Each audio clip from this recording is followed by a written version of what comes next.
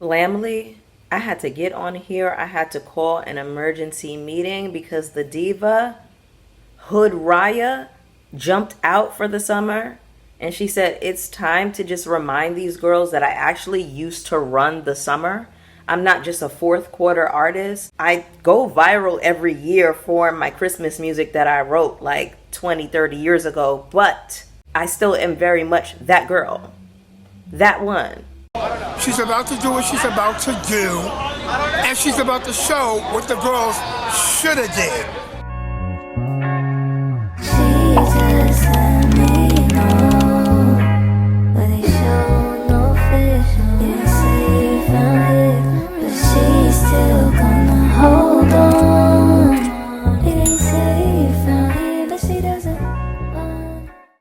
What's up, everybody? It's your girl Bonnie Scotch. Thank you so much for tuning into my video today. I wanted to bring you a single review for Mariah Carey's Tight Dangerous. When I tell you, certified banger. Upon first listen, I said, oh, she's taking it. Oh, she's taking it. Before we get started on today's review, though, go ahead and hit the like button for me. When you hit the like button, it is a free way to support the channel and also let YouTube know that I am here and that you all are rocking with my commentary, so YouTube starts to shoot my content out to other viewers. Don't forget to hit the subscribe button, hit the notification bell so you know when I'm posting as well, y'all. LAMBILY, we up. New York, we up. Divas and Dolls, we up. We up. She really just keeps us so fed. Let's just go ahead and get into it, okay? The way I have had this on repeat, before we even get into that, okay, because I came here to stand today, I am wearing a crochet top that I made a couple years ago.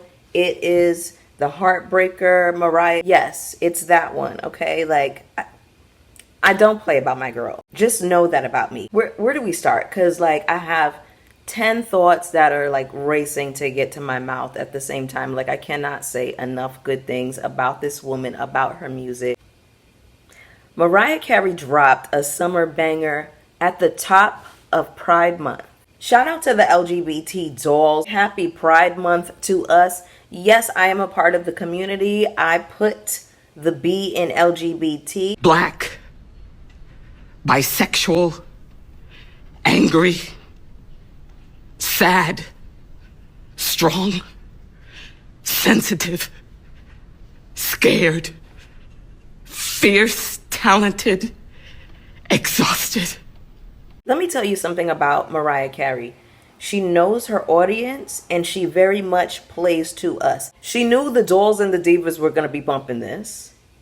Number two, she knew that the niggas was going to be playing this. She knows her people. She knows her audience. That's the first thing. What I love about this track is that she gave us elements of old school with a very modern, very current sound. The sample that she used, if you don't know, it is Eric B. is President. It's by Eric B., Rakim, and Marley Marl. Now, this song dropped in 1987, which is actually the year that I was born. I was very excited to play this record for my mom because I knew she was going to know the sample right away. Rakim is one of her favorite rappers of all time.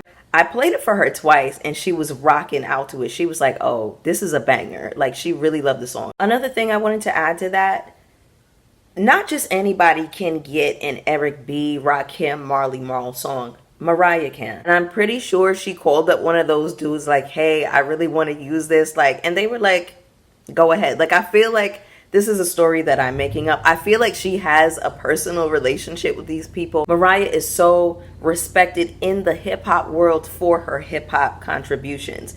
If you are not familiar, you need to get yourself familiarized with Hood Raya. I love a lot of Mariah's music, but when Mariah decides that she wants to find the hood niggas. Where the hood niggas at? Where's the hood niggas at? I'm looking for the hood niggas. Come on, come with me. I'm looking for the hood niggas. Where's the hood niggas at? Ooh, where's the trap niggas? You got to be selling that work, bitch. Where you at? You got to be selling them motherfucking kilos. I want you. Where's the hood niggas? I'm open and available, bitch. I prefer chocolate.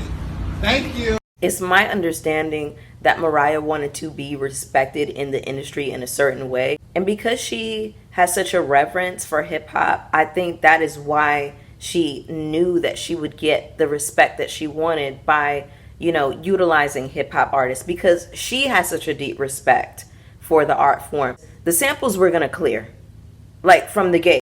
The power that has, the intelligence that has, the clearance that has, the access that has, the influence that has, the profile that has, the international implications that has.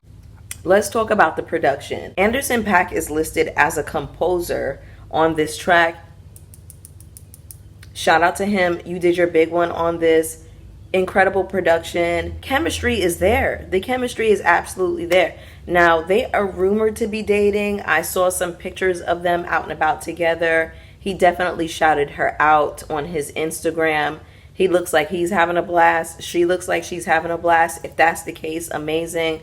I'm not, you know, I don't know nothing about them people's business, but listen, I love the collab. I love the energy between them. Mariah has this knack for having her ear to the streets. She knows current artists. She's good for pulling in a rapper, pulling in a producer, pulling in somebody that everybody knows and incorporating it with her sound and just making it sound seamless. And she never loses that Mariah essence. The range. She absolutely floated all over this. She rode the hell out of this beat. Let's go ahead and break down these lyrics really quick to show my appreciation for your support. Thank you, DJs. Now, she pulled that directly from Eric B. is President, but I like how she used her own voice. She didn't lift the sample from their record. She did her own version of it. Came in the door, dripped in Balenci, cropped leather coat, and some 9-inch Fendis. The crowd opened up and I started to strut. I need my space, but I'm signing autographs and such. Hit the little girl's room to powder my nose. Then came in 3 hating assholes. They don't know the meaning of water nor soap. That lyric is a reference to Slick Rick's children's story. I don't have the time for the rigmarole. Queen of vocab. I love it when Hood Riot talks her shit. She's just so casually flexing, like, I'm just, you know, I'm wearing my Fendi, I'm wearing my Balencis, I'm signing autographs and such. I need to use the bathroom, hoes is hating, what's new? Taking off my coat, clearing my throat, certified diamonds like the songs I wrote. Hold on. Certified diamonds is her saying, I'm very rich, like the songs I wrote. You girls are not writing your songs. So she's reminding you all that she's a writer, that her pen is nasty, and that it's always on the ready. I think we should have that conversation. Verse 2, fresh out of Sing Sing, nah, I'm just playing. That was just a castle and an evil king. Made my escape. Yes, I had to flee. Now it's Sex in the City and a little flings. I love how she's just like talking her shit all throughout the song, but like dragging her exes in verse 2. You know, the guy said he worked construction. Turns out he was moving them pounds through customs. I loved her flow on this, her delivery of this, and I feel like that was what impressed me most. I love low register Mariah. When she taps into that low register, it's so sickening. She does a really beautiful job of tapping into it on this song called Giving Me Life. But she had Slick Rick on that track. Go listen to it. It was off her last album, 2018 Caution. If you know, you know. Caution was that girl. Caution was an album, okay? But she's back in her low register and she's just floating on this. I'm so fed. Can you tell? They want to settle down, but I just don't trust them. They want to lock me down, but there's no handcuffing. Said we'd be together, but you didn't stay forever. Now I guess it's just whatever till the 12th of never. I've never been afraid of love. That's why I like I'm dangerous. And I really like that sentiment right there. I've never been afraid of love. Something about that, especially because she has been through so much publicly with men and different people that she's been dealing with. And, you know, her baby daddy is a mess. And then, you know, she sued that dude who was wasting her time. But I love the sentiment of, girl, I'm not afraid of love. I don't personally subscribe to this whole, oh, I'm never gonna love again. I don't like when the girls get into that, and I get that. I've felt that before. It's a very normal feeling, but I love when the girls are just like, I'm gonna bounce back, I'm gonna find some new love.